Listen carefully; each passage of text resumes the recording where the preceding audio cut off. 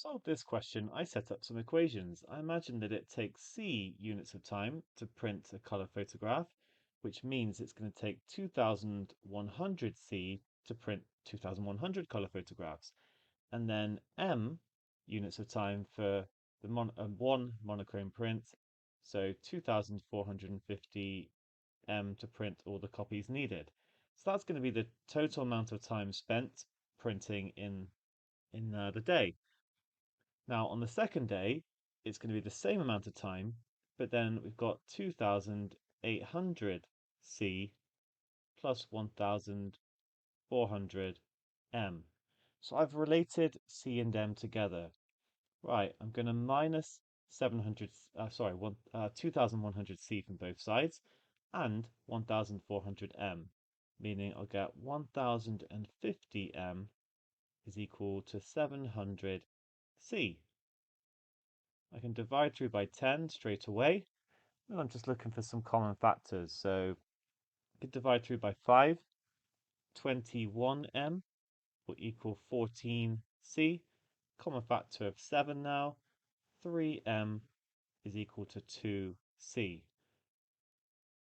We're just trying to find out how long it would take to print only monochrome photographs. So I'm going to get it in terms of C. C is going to be 3 over 2 times M. It takes 1.5 times as long to print a color photograph than it does a monochrome photograph.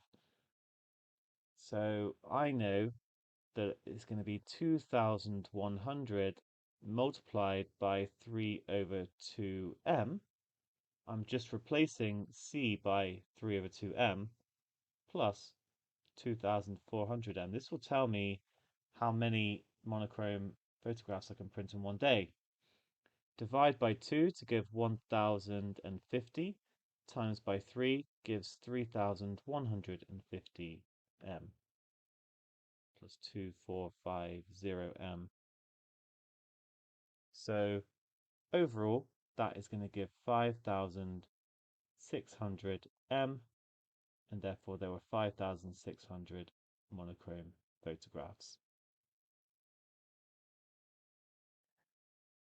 I probably, on second thoughts, should have substituted into this one. It would have been a bit easier to divide by 2 and times by 3, because it would have been 1400 times 3 and then plus another 1400. But anyway, it would give us the same answer.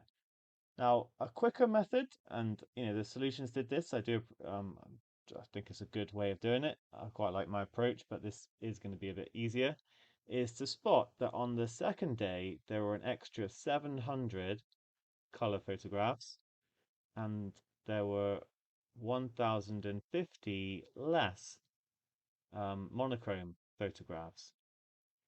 So that must mean that these two equate to one another, and I've got the same thing that I got with my equations, but I've just done it by comparing them. And therefore that means if we times through by 4, that 2800 color photographs is going to be worth 4200 monochrome.